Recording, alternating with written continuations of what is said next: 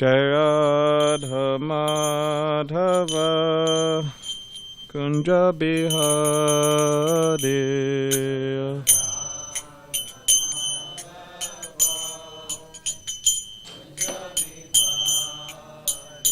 Jaya Radha Madhava Kunja Bihari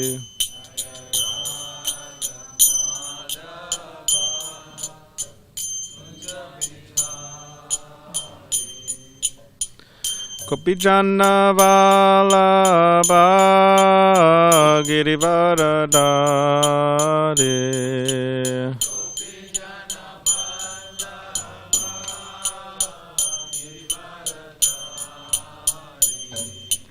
Yashodanandana Braja Jana Ranjana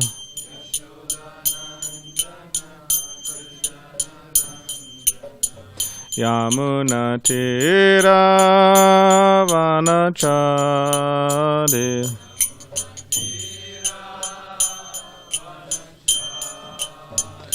Jaya Radha Madhava Kunja Bihari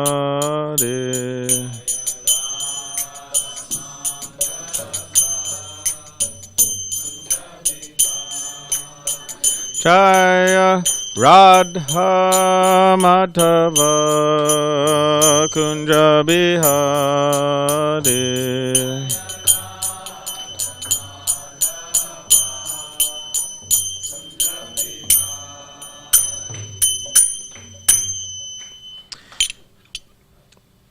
Jayam Vishnupad Paramahamsa Parivraj Ashtotra Shatashi Shrimad Divine Grace A.C. Bhaktivedanta Swami Srila Prabhupada Ki Jai Grantaraj Srimad Bhagavatam Ki Jai. All glories to the assembled devotees, all glories to the assembled devotees, all glories to the assembled devotees, all glories to Shri Guru and Shri Gauranga.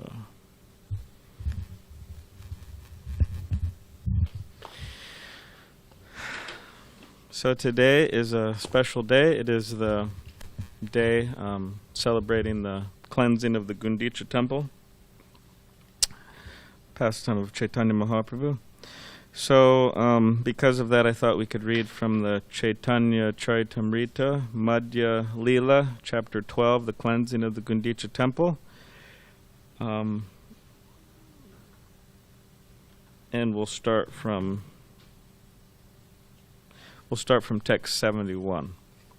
So this is Madhya Leela, chapter 12, text 71, the cleansing of the Gundica temple.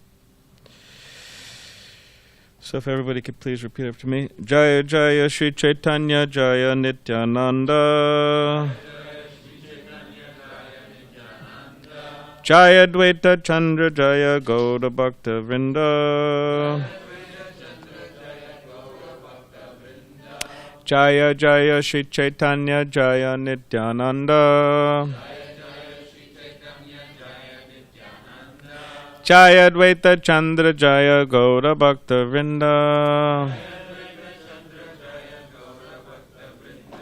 Jaya Jaya Shri Chaitanya Jaya Nityananda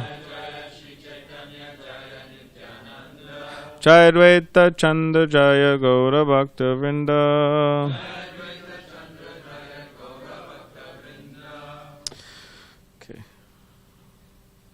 Madhya 12:71. In this way, the Lord passed some days in great jubilation. Then the car festival of Lord Jagannath approached. Sri Chaitanya Mahaprabhu first of all called for Kashi Mishra, then for the superintendent of the temple, then for Sarvabhauma Bhattacharya. When these three people came before the Lord, he begged them for permission to wash the temple known as Gundica. So before I continue, just Om Agyanativedandasya Gananjana Shalakaya Chakshulan Maditamena Tasmai Shri Gurave Namaha. I was born in the darkness of ignorance, and my spiritual master opened my eyes with the torchlight of knowledge. I offer my humble obeisances unto him. So the Gundica temple is, Prabhupada's purport says, it's 2 miles northeast of the Jagannath temple. And at that time of the Rath Yatra festival, Lord Jagannath goes to the Gundica temple from his original temple and stays there for 1 week. So Lord Jagannath's at his temple. He goes to the Gundica temple, stays there for 1 week. After 1 week, he returns to his original temple. It is understood by hearsay that the wife of Indrayumna, the king who established the Jagannath temple, was known as Gundica. There is also mention of the name of the Gundica temple in authoritative scripture. So, text 74. Upon hearing the Lord's request for permission to wash the Gundica temple, the Paricha, the superintendent of the temple, said, "My dear sir, we are all your servants. Whatever you desire is our duty to perform. The king gave a special order for me to do without delay whatever your lordship orders. My dear Lord, washing the temple is not service befitting you. Nonetheless, if you wish to do so, it is to be accepted as one of your pastimes. To wash the temple, you need many water pots and brooms. Therefore, order me. I can immediately bring all these things to you."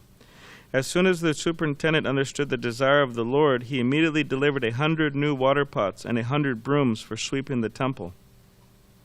The next day, early in the morning, the Lord took his personal associates with him and, with his own hand, smeared sandalwood pulp on their bodies, which is cooling. This has been warm weather.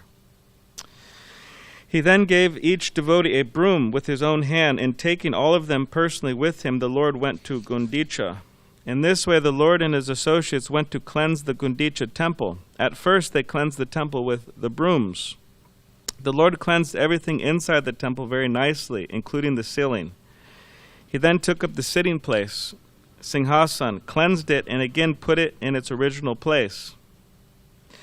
Thus the Lord and his companions cleansed and swept all the temple's buildings, big and small, and finally cleansed the area between the temple and the kirtan hall. Indeed, hundreds of devotees were engaged in cleansing all around the temple, and Sri Chaitanya Mahaprabhu was personally carrying out the operation just to instruct others.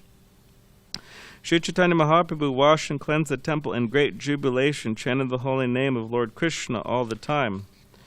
Similarly, all the devotees were also chanting and at the same time performing their respective duties.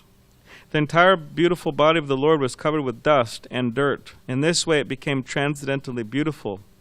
At times, when cleansing the temple, the Lord shed tears, and in some places he even cleansed with those tears. After this, the place where the deity's food was kept was cleansed, then the yard was cleansed, and then all the residential quarters, one after the other. Which is an important point, because part of the, especially like here, we have the ashram, which is like part of the temple. It's kind of connected. So that's also cleansing, considered cleansing of the temple, cleansing the ashram. It's important to keep it clean. After Sri Chaitanya Mahaprabhu collected all the straw, dust, and grains of sand in one place, he gathered it all in his cloth and threw it outside. Following the example of Sri Chaitanya Mahaprabhu, all the devotees in great jubilation began to gather straws and dust with their own cloths and throw them outside the temple. The Lord then told the devotees, I can tell how much you have labored and how well you have cleansed the temple simply by seeing all the straw and dust you have collected outside. Then it continues. They're cleansing and they start throwing water all over the place, ceilings, floors. Hundreds of water pots, hundreds of men cleansing. And then there was a time where there was a devotee. Here it says, after everything was thoroughly washed, a Vaishnava from Bengal, so this is in Puri, right, this is all happening in Puri, and then a Vaishnava from Bengal, because they would come there yearly for attend the Rath Yatra. So like we would go to Los Angeles yearly from San Diego to, devotees come out. So they would go from Bengal. So a devotee from Bengal who was very intelligent and simple. Sometimes people think that being simple is a disqualification. Like one time, Tamal Krishna Goswami, he told Srila Prabhupada that how Giriraj Das Brahmachari, how he was cheated by Mr. Nair, right? Which is a whole saga. There's that Juhu book. So, how he was cheated by Mr. Nair, and Srila Prabhupada said, "Oh, what to do?" He said, "Giriraj is simple." And then he heard about it, and then he was thinking, "Oh, Prabhupada thinks I'm simple. This is a terrible, terrible disqualification, right? Oh, I'm simple." But then later on, they're reading the Krishna book, and Srila Prabhupada writes in the Krishna book how Nanda Maharaj is simple, and then my spiritual master, he started to think that, oh, well, Nanda Maharaj is simple, and he's a pure devotee, so I guess it's not such a bad disqualification after all. And Prabhupada went to explain that for some people, especially like a Vaishya, it's okay to be simple. Whereas if you're a Kshatriya or something, that you may have to be more, let's say, less simple or diplomatic or something like that. Yeah, Brahmins are simple as well. Yeah. So a simple, very intelligent and simple, because sometimes, when say, they're very intelligent or they're simple, but he's saying both, very intelligent and simple, came and poured water on the lotus feet of the Lord. So he poured water. The Gaudiya Vaishnava then took that water and drank it himself. Seeing that, Sri Chaitanya Mahaprabhu felt a little unhappy and was also outwardly angry. Although the Lord was certainly satisfied with him, he became angry externally in order to establish the etiquette of religious principles, because he was acting as a devotee, right? Of course, he's Krishna coming in the mood of a devotee, but he didn't find it proper, oh, you wash my feet in the temple and then you drink the water. That's not proper. The Lord then called for Srup Damodar and told him, "Just see the behavior of your Bengali Vaishnav. This person from Bengal has washed my feet within the temple of the personality of Godhead. Not only that, but he has drunk the water himself. I do not know what my destination is because of this offense. Indeed, your Bengali Vaishnav has greatly implicated me." At this point, Srup Damodar Goswami caught the Gaudiya Vaishnava by the neck and, giving him a little push, ejected him from the Gundica Puri temple and made him stay outside. After Srup Damodar Goswami returned within the temple, he requested Sri Chaitanya Mahaprabhu to excuse that innocent person. So then it goes on, they're cleansing. And last year, somehow or other, the day of the Gundica temple fell on the day I gave class. Last year, it went by really quick, actually, because it seemed like I was just giving class about Gundica. And I read up to the verses I've read just now, like I did last year. But I read the first part of a particular purport, which is text 135. So what I'll do is I'll read the second part of the purport, because it's a little lengthy purport, and then we could discuss that. So this is text 135. Outside the gate of the temple, all the roads were also cleansed, and no one could tell exactly how this was done. Purport. So this is starting in the middle of the purport, Srila Prabhupada's purport. By his practical example, Sri Chaitanya Mahaprabhu has shown us that all the grains of sand must be picked up thoroughly and thrown outside. Sri Chaitanya Mahaprabhu also cleansed the outside of the temple, fearing that the grains of sand would again come within. In this connection, Srila Bhaktisiddhanta Saraswati Thakur explains that even though one may become free from the desire for fruitive activity, sometimes the subtle desire for fruitive activity again comes into being within the heart. So when we become free, but then it comes back. Just like my spiritual master one time, he said there was a big kirtan in Mayapur many, many years ago. Of course, there's big kirtans in Mayapur, right, all the time, but specifically there was a kirtan that stood out, and there was a lot of the leaders were there, a lot of the gurus and different leaders, they're there, and they're all together and they're chanting and dancing and on some parikrama or something. And they're just having an ecstatic time. And there's pictures of it, so many devotees, and they're kind of going wild, Krishna consciously. So then one devotee, after the kirtan, everybody's dancing and ecstasy and everything, and then this devotee, he says, after the kirtan, that, "Oh, I feel that all my material desires have just gone away."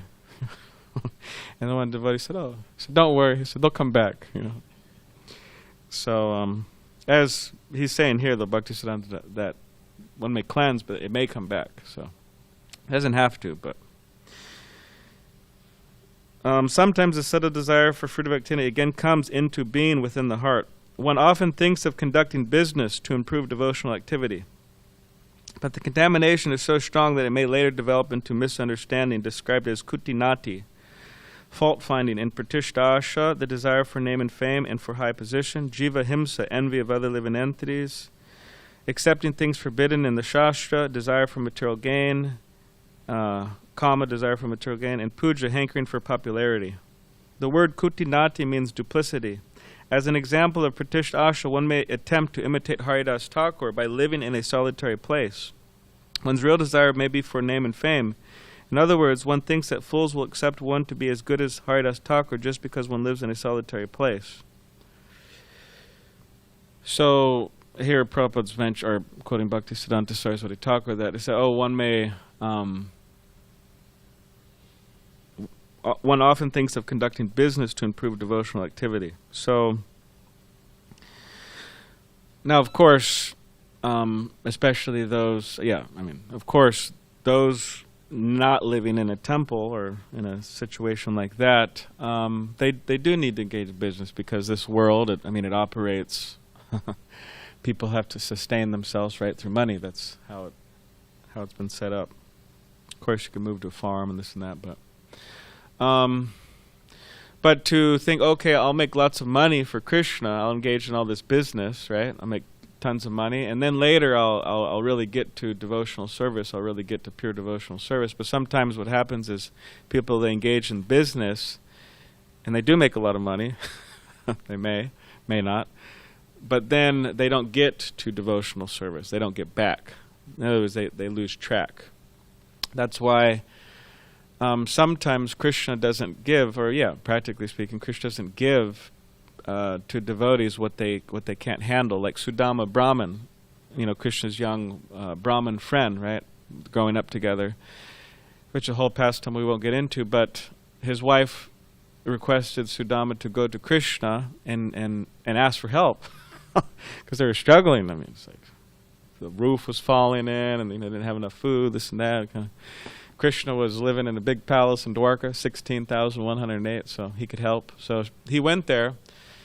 He was so enthralled, and he was a pure devotee. And he forgot to ask, practically speaking. He spent the night in so much ecstasy, was in their relationship. Krishna personally sat him down, was worshiping, and offered him nice fruits and prasadam. So he forgot to ask, but then on his way back, when he arrived to his house, his big palace, and everything transformed, but he didn't become bewildered by it at all. He was still simple, pure Vaishnav. So that's a warning here that we have to be careful. And also, this goes into the realm of making sure that we take the steps we need to take in spiritual life, and not just like staying on a, what is it called, a perpetual, what do those call those belts? Yeah, like a conveyor belt. I don't know if it exactly makes sense in this connection, but staying on the same track. In other words, there's a time in life where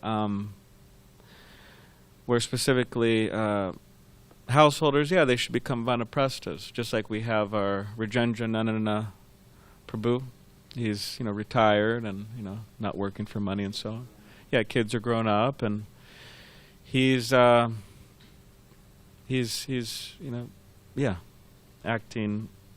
able to engage more of his activities, directly in Krishna chanting and hearing and so on, preaching.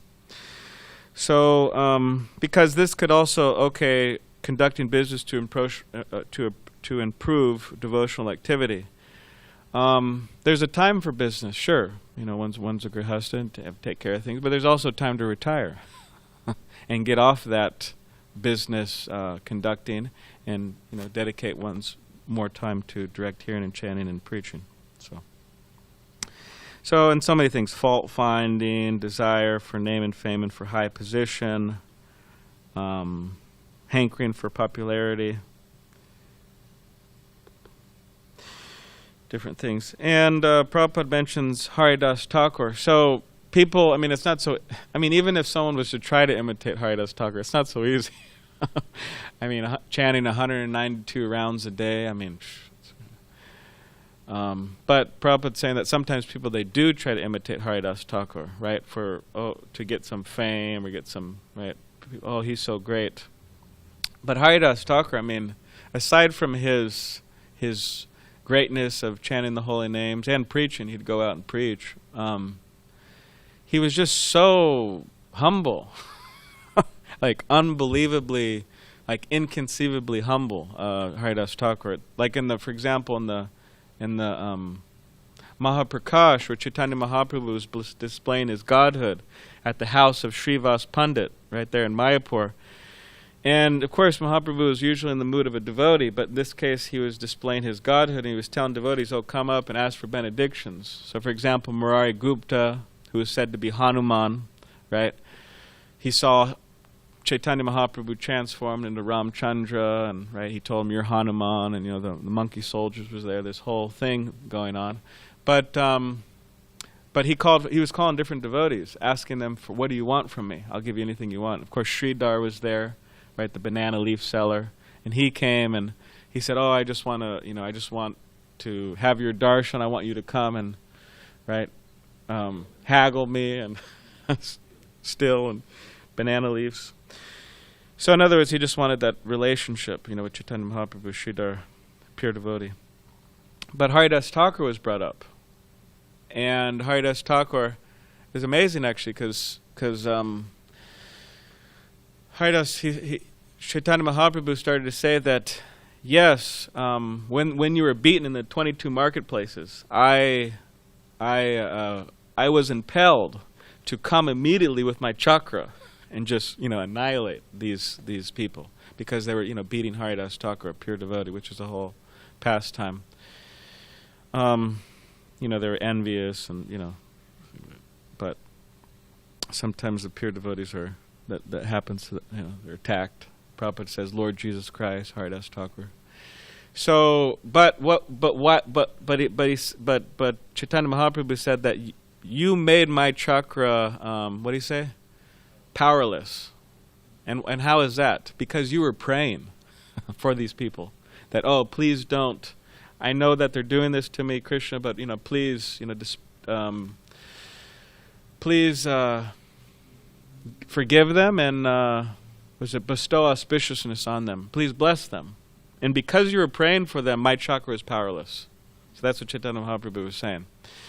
And then Haridas Thakur was saying how, or Chaitanya Mahaprabhu, he went on to say that, so because of that, I couldn't do anything, although I wanted to.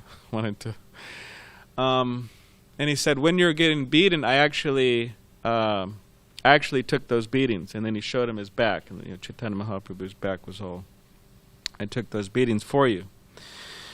And then, it went on to, the pastime went on, and Haridas Thakur just started saying how, I'm so sinful. Anybody who says my name, they become sinful. Anybody who sees me, if they even touch me, they have to take a bath. And I mean, this is Namacharya Srila Haridas Thakur.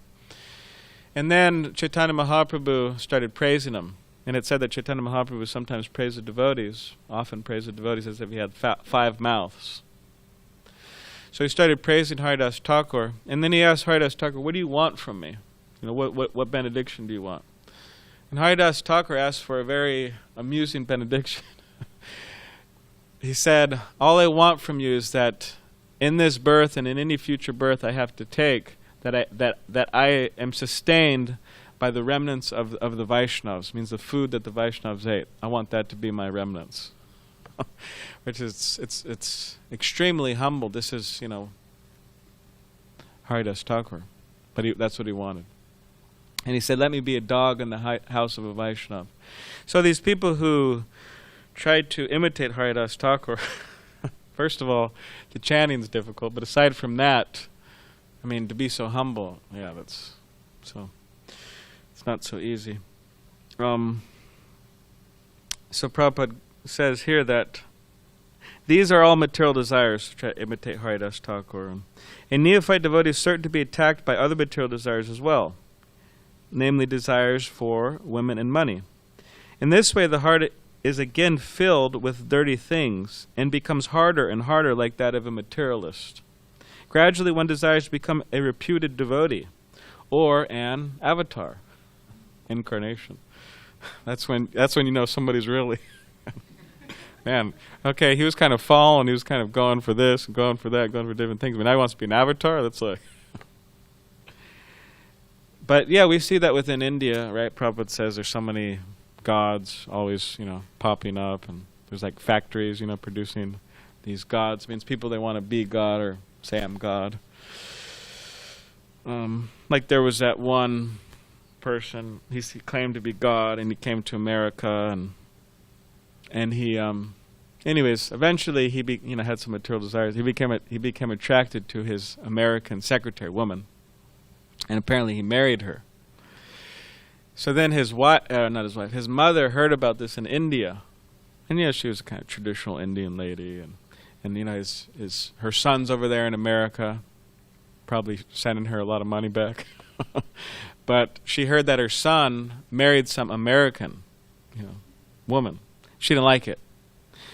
So then what she did is she announced to everybody, "Oh, my son, he's not God anymore. This son, he's lost his godhood. But my other son, he's God." And she had some other son. It was actually in the backup. It was actually in the newspaper. In India they produce stuff like that in newspaper, but there's still people, claiming to be God in India. So, or Shiva, or right, you got some people that are claiming to be Shiva, right? Types of strange things going on. The word jiva himsa, envy of other living entities, actually means stopping the preaching of Krishna consciousness. So we could see that to not want to preach or not spread Krishna consciousness, this is based on material desire. Right. Preaching work is described as paropakar, welfare activity for others. Those who are ignorant, ignorant of the benefits of devotional service must be educated by preaching. So who is ignorant of the benefits of devotional service? A large percentage of people, 99.99999%. And Prabhupada makes the point in the purport of the Namam Duskritana Mudha, the people who do not surrender to Krishna. He says that Naradama, lowest of mankind, he said that's 99.9% of the population. That's Naradama. But then he says that these people, their chance to revive their lost consciousness, they have to come in contact with the devotee. And Prabhupada mentions Nityananda Prabhu, how he delivered Jagan Madai. So he's saying that they need to come in contact with Nityananda Prabhu or representatives of Nityananda Prabhu in order to revive their lost consciousness. They have a hope, the Naradamas, and that's the hope. So preaching work. And we don't have to think, I'm some great Messiah and I'm delivering these people, saving these people. I mean, we should have a missionary spirit, but we shouldn't think, it's me. But we're just directing them to Srila Prabhupada, directing them to Radhagiri. If one stops preaching and simply sits down in a solitary place, he is engaging in material activity. If one desires to make a compromise with the Mayavadis, he is also engaged in material activity. A devotee should never make compromise with non-devotees. By acting as a professional guru, mystic yogi, or miracle man, one may cheat and bluff the general public and gain fame as a wonderful mystic, but all this is considered to be dust, straw, and grains of sand within the heart. In addition, one should follow the regulative principles and not desire illicit sex, gambling, intoxicants, or meat. To give us practical instructions, Lord Chaitanya Mahaprabhu cleansed the temple twice. Like Prabhupada with Yamuna Devi, when they first met in New York. She came there as Joan, whatever. She came to attend the marriage ceremony of her sister, right? Janaki, is it? Yeah, Janaki and Mukunda. So she came out and she met Prabhupada, and Prabhupada immediately started teaching her how to cook. It's quite interesting, actually. The first time they met, he started teaching her to cook. And Prabhupada asked her to wash a pot. And it was difficult. So she was scrubbing. And then she came back, is this okay, Prabhupada? And Prabhupada said, no, go more. She kept on scrubbing. Eventually, he said, okay, now it's clean. So Chaitanya Mahaprabhu cleansed it twice. His second cleansing was more thorough. The idea was to throw away all the stumbling blocks on the path of devotional service. He cleansed the temple with firm conviction, as is evident from his using his own personal garments for cleansing. Sri Chaitanya Mahaprabhu wanted to see personally that the temple was thoroughly cleansed to the standard of clean marble. Clean marble gives a cooling effect. Devotional service means attaining peace from all disturbances caused by material contamination. In other words, it is the process by which the mind is cooled. Just like if you notice on a hot day, the temple room's cooler. Well, the marble, also the floor, right? Nice and cool. The mind can be peaceful and thoroughly cleansed when one no longer desires anything but devotional service. So we're getting close to ending the purport. Even though all dirty things may be cleansed away, sometimes subtle desires remain in the mind for impersonalism, monism, success, and the four principles of religious activity. Dharma, artha, kama, moksha. Sense gratification, desire, liberation. All these are like spots on clean cloth. Sri Chaitanya Mahaprabhu also wanted to cleanse all this away. By his practical activity, Chaitanya Mahaprabhu informed us how to cleanse our hearts. Once the heart is cleansed, we should invite Lord Krishna to sit down. And we should observe the festival by distributing prasadam and chanting the Hare Krishna Maha Mantra. Sri Chaitanya Mahaprabhu used to teach every devotee by his personal behavior. Everyone who spreads the cult of Sri Chaitanya Mahaprabhu accepts a similar responsibility. The Lord was personally chastising and praising individuals in the course of the cleaning, and those who are engaged as acharyas must learn from Sri Chaitanya Mahaprabhu how to train devotees by personal example. The Lord was also very pleased with those who could cleanse the temple by taking out undesirable things accumulated within. This is called anartha nivritti, cleansing the heart of all unwanted things. Thus the cleansing of the Gundica Mandir was conducted by Sri Chaitanya Mahaprabhu to let us know how the heart should be cleansed and soothed to receive Lord Sri Krishna and enable him to sit within the heart without disturbance. So that ends the purport. So sometimes people practicing Krishna consciousness, they have different thoughts pass through their mind, especially in earlier stages of Krishna consciousness. They have certain thoughts pass through their mind, a lot of mundane thoughts. But specifically, sometimes those thoughts are, oh, what am I doing here? Like, why am I doing this? You know, why am I, which you could say is maybe could be seen positively, because by that question you could realize what you're doing here. But hopefully you come up with a good answer. But I'm waking up early and I'm practicing all these austerities and whether one's in the temple or outside the temple, sometimes what's going on, you know? But because Krishna consciousness can be a little challenging sometimes, tough. So people wonder naturally, and sometimes doubt, should I really be doing this? Maybe I should just, do something else. I'll join the army, or I'll, God knows what. So many things to do.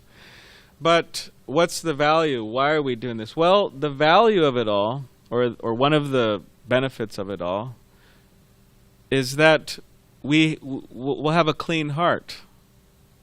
That's the reward. We have a clean heart. And then someone will say, what's so good about that? Why should I want a clean heart? Right? What's so good about that? Well, without a clean heart, one's always burning in the fire of material existence, right? Samsara dava nalalita loka. The living entities are afflicted. They're being burned by fire of samsara, birth and death, all the miseries of material existence. So to have a clean heart means that we won't be feeling that, right? We won't be feeling that. Do we have the mic here? Yeah, maybe Dravida Prabhu, the blazing flames of Kali's days have near begun. Yeah, here we go. Here's a shloka. Aho bi nakale beduyate Sudha Sudara Madadam Pade Pade Dine Dine Chandana Chandra Shitalam Yasho Yashodatana Yasagiyate. Because at every step they drink a flood of wondrous nectar sweet, whose cooling power sandal paste enhanced with camphor can't defeat. They feel as if the raging blaze of Kali's days had ne'er begun. How blessed are they who fill their days with praise of Shri Yashoda's son. Yeah. So by glorification of Krishna, by engaging in the Sankirtan movement, right, spreading Krishna consciousness, preaching, chanting, absorbed in Krishna, this shloka is saying they feel that the blazing, fire, the suffering of Kali Yugas hasn't begun, right? They're not feeling it. So that's the benefit, that one will have a clean heart and not feel that. That's one of the benefits. And then if somebody doesn't understand that, this point and the value of it, then I would humbly say that their value system is corrupted. Their value system is twisted. Their moral compass is a little off, right? In other words, we should see, or a person should see, the value of wanting to have a clean heart. And aside from that, just not feeling the suffering, we're able to invite Krishna there.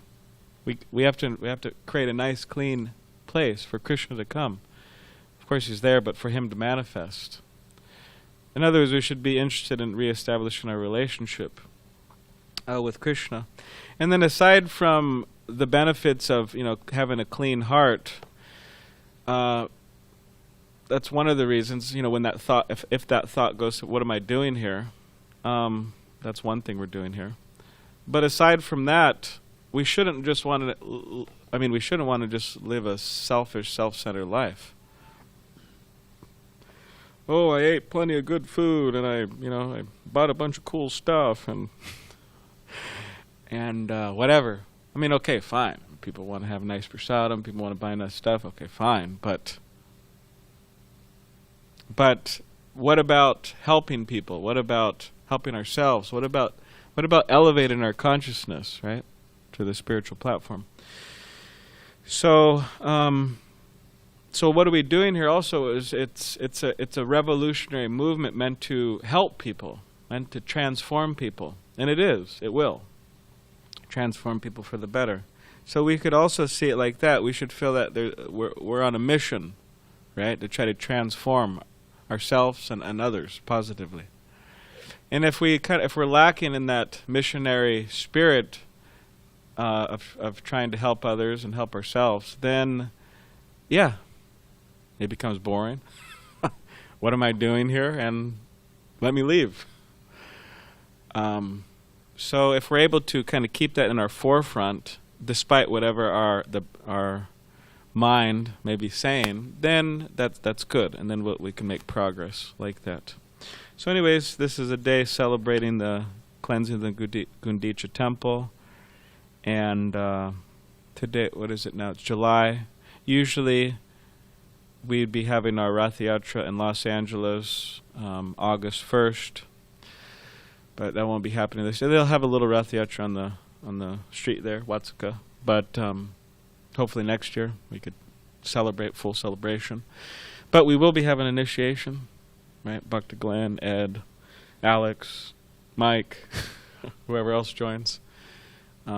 Also this Sunday we'll be having our saffron giving ceremony to giving the cloth to Alex. There he is, Alex and Glenn.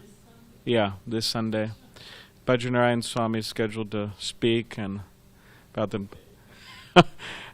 importance, and I guess maybe Dravida Prabhu and him will give the cloth, something like that. But anyway, so yeah, we're celebrating Gundica cleansing today, and we could try to meditate on the pastime. It's a beautiful pastime, and also try to cleanse our own heart and as a nice offering to our spiritual master, to Krishna. So, does anybody have any? Yes. comments, questions? Well, because you were talking about cleaning the heart, and there's individual qualities that are described there, these anartas. But then I thought, well, we just focus on the holy name, like the sun removes a fog. So do I need to think about all these individual qualities, or do I just throw myself into chanting? Okay. Is it either or? Yeah, we definitely want to throw ourselves into chanting, devotional service. That will definitely benefit cleansing. When Prabhupada first established the 26 Second Avenue storefront, what he did is one of the things he did, he's put the 26 qualities of a devotee there. So devotees can meditate and to know what they are. Now, of course, through the practice of devotional service and cleansing the heart, those qualities will manifest, you could say automatically. But to try for them may be good too, in the sense that, like they asked His Holiness Radhanath Swami one time, "Oh Maharaj, how do you become humble?" And they said, "Oh, you got to practice. You got to practice being humble," which is good. There's different things we could do. Like, okay, I'm feeling very like Bhakti Siddhanta Saraswati Thakur would get these people, big high academic qualifications, or so, like one time there was a man, he came and he was asking some high question, philosophical question. Bhakti Siddhanta said, okay, well, you could go to the pujari room and you could help the pujaris, they'll answer the question for you. So then he went there, and the pujari said, oh, hey, can you help polish the different arti paraphernalia? So then he was polishing. And then he kind of forgot about his question more or less, and I don't even think he asked. And then he went back to Bhakti Siddhanta Saraswati Thakur and said, oh, did you get your answer? And he said, yeah, I actually did. Through that polishing, it kind of polish his brain. So, but if or he would have them wash pots or do different things. Why? To kind of break down that pride. So doing things like that, right, bowing down, all this dandavats and bowing down and, respecting whatever, Dvija, Guru, right, the Brahmins and the spiritual master and so on. This is helps us, be humble. We could practice that. So yeah, they automatically develop, but we could also practice them. So, yeah.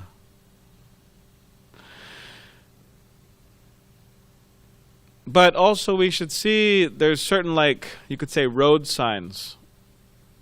For example, like before one gets their driver's license, they have to study a book, a DMV book. Okay, this sign, it means stop, or this sign means, or for example, a red light means to stop. Now, without studying that book, of course you could say maybe it's common sense, people, could, but let's just, yeah. Red light means to stop, right? Yellow, slow down, green, go. But there's so many signs, right, to know, and so many things to do. Oh, you put your foot on the gap, right? It's different things. So to study and be aware. So in other words, that book is a guidebook for all drivers. So similarly, in Krishna consciousness, we're going down the road, going down the path, and we may see certain signs, right? If we see a sign and it's, yeah, come this way, it's great and wonderful, and okay, well, maybe that's just a sign from Maya, right? We have to know what are the Maya signs. Just like when we were driving back from Bhakta Chris, who's making breakfast right now. Bhakta Chris and myself were driving back from Las Vegas Temple. We went there for a few days. We stopped off at this gas station. I forgot what it was called. It was, I don't know, Tommy's, whatever, something, but the parking lot was just packed, like hundreds of cars. So when we walked in, it was this huge warehouse, just full of candy, and just all types of junk like that. Yeah, packed. Yeah, it's amazing. So we didn't get anything, but yeah. But then, so then you may see that sign, for example, in relation to this. Oh, we see a sign, oh, stop off at that store, and it's so great, and the warehouse, and this and that. In other words, it's an enticement of the senses. Do we really need to stop, right? Maybe it's just it's a bad sign we shouldn't take. So, or we may feel a sign that we may see a sign. There's certain things that happen within our consciousness. Like, okay, well now I feel like I'm falling into the mode of ignorance, right? Based on the descriptions of the Bhagavad Gita. So I need to get myself out of the mode of ignorance, or whatever. So we should know the signs, and not be fooled, right? By having misconceptions of what the signs actually mean.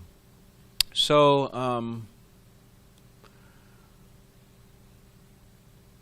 I'm not exactly sure how it relates to focusing on the holy name or the different qualities, but anyways, I thought it was a good point, but if you could relate it somehow. But I guess it relates in the sense that it's not just, we just chant Hare Krishna and then that's it. I mean, we do that, but it's the main thing. But there are certain signs that come up, and we have to know, based on Scripture and based on, mainly on Scripture and sadhus, that, okay, is this a good sign or is it a bad sign? Right? Should I go this way or should I go that way? And therefore we have the guru, right? We have the guru, we have sadhus, we have different personalities. Just like there was this devotee in East Coast, he's brahmachari. And he was thinking, maybe I should get married recently. He was thinking this. Because of so many different, I don't know his history or details or this and that, but. So then he went to his guru, Vaisheshika Prabhu. And he said, think about this. Maybe I'm thinking about like in 4 months or something. And, what do you think? And Vaisheshika Prabhu just said, just do it tomorrow. Just, had him make the change, the next day. And for whatever reasons, the spiritual master, Vaisheshika, he thought that was best for him. But someone may say, I'm thinking about, getting married. They go to the guru, and the guru says, I don't think that's a good idea. He says, I don't think that's a good idea. I think you're doing well as a brahmachari, and you could continue. Or somebody says, Guru Maharaj, I'm thinking about taking sannyas, and bad idea. So it really depends, on the individual. Lastly, just to end this long kind of answer / other thing, Jayadvaita Swami. His own is Jayadvaita Swami, Bajranarayan Swami. They were in Los Angeles, and there was this one devotee, and he was thinking about being a guru. And so he was telling Bajranarayan Swami that, I had a dream last night, and in the dream, Srila Prabhupada, he told me that he wants me to be a Diksha Guru. He wants me to start initiating devotees. So I had that dream. Okay, Hare Krishna. So he had that dream. And then Jayadvaita Swami, he was there and he said, oh really? That's interesting because last night I had a dream also, Prabhupada, and he told me he doesn't want you to be a guru. So, we need some external confirmation, right, about our activities. Like, for example, understanding what we should do in Krishna consciousness or our psychophysical nature, what service should I do. So Prabhupada said we could get an idea of what we should do based on 2 things. And one thing he said is that we like to do it, means we have inclination to do it, right? But aside from that,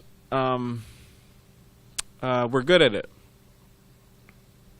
Means we're happy doing it and we're good at it.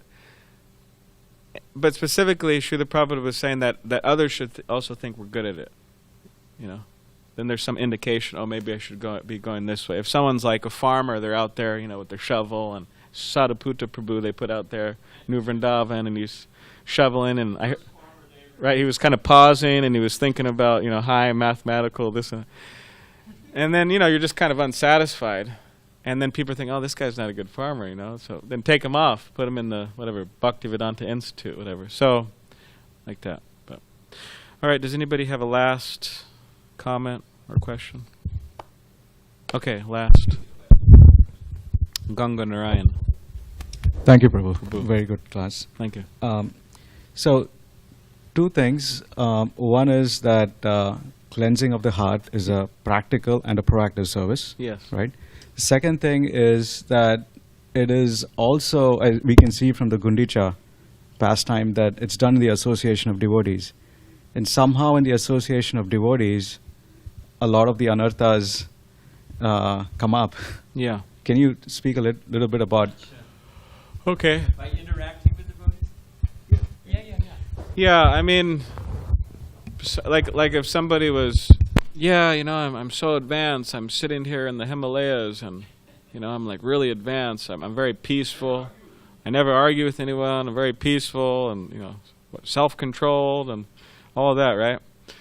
Like there was one sannyasi from another group, and whatever. I'm not commenting on, his sannyas or whatever, but just saying. He told Mohan Vilas, our old Mohan Vilas from here, because Mohan Vilas was saying, "Oh yeah, I live in San Diego, and it's by the beach, and this in Southern California, and it's like one of the sense gratification capitals of the world, and And he was saying that to this sannyasi from this other group, and then the sannyasi said, "Oh," said I'm not going to go there. It's too much, too much Maya. So someone may say, "Okay, but if the test comes, okay, how do you maintain your Krishna consciousness in difficult situations?" It's like a challenge, a test. So yeah, when we're associating with devotees or going out to preach, you can say, "Oh, well, how tolerant are we?" Where we go out and somebody says something to us on book distribution, it'll test our tolerance.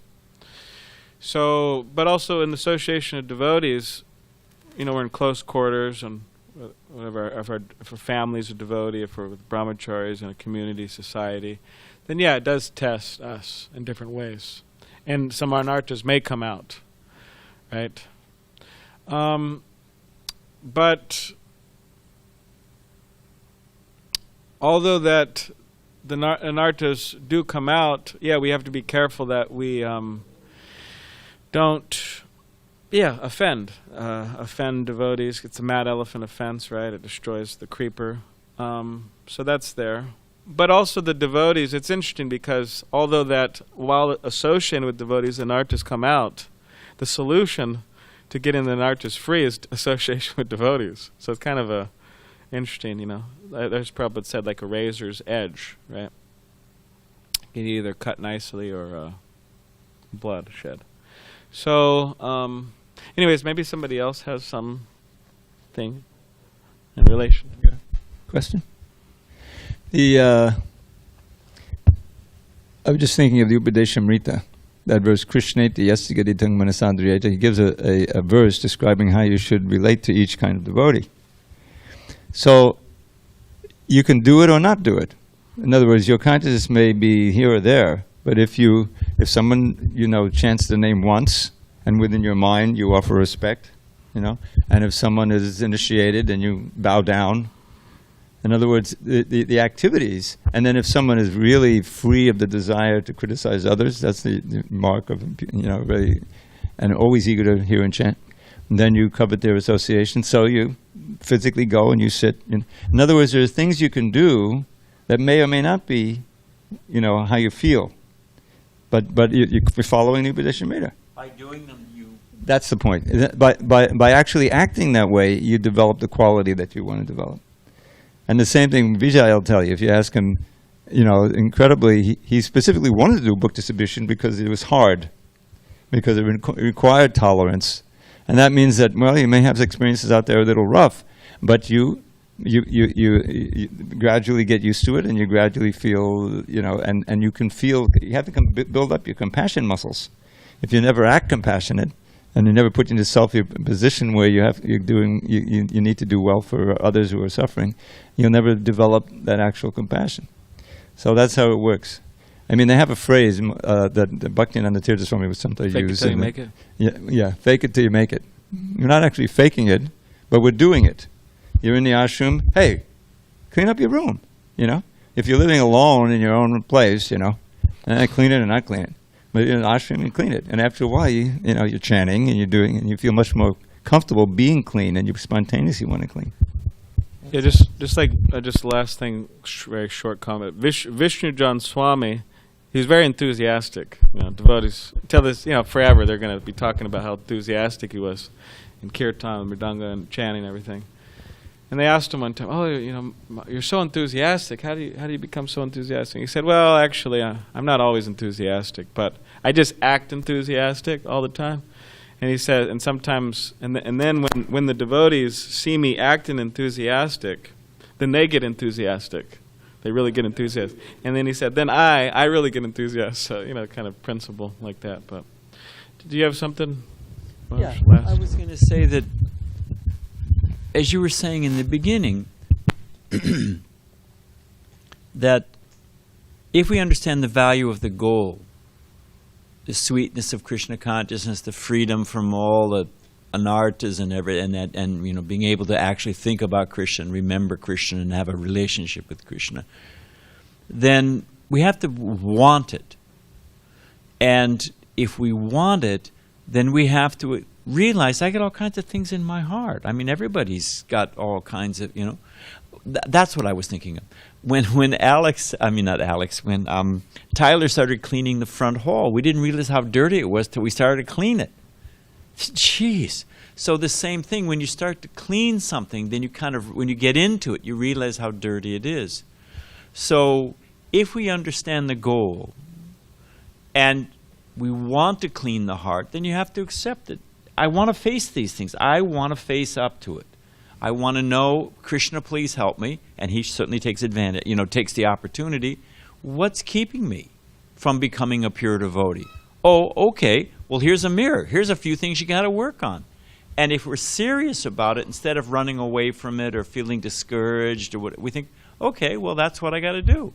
So let me get to work. Like, you know, Vijay, let me get to work and clean it up. Yeah. So we have to keep, as you were saying in the beginning, if we remember the value of the goal, and we accept that everybody's conditioned, it's just the nature of the thing, and let me just man up and get through it. Yeah. All right, thank you. Thank you. Nice comment. All right, we'd like to thank also Govinda and Govardhan for nicely attending the class. Yeah.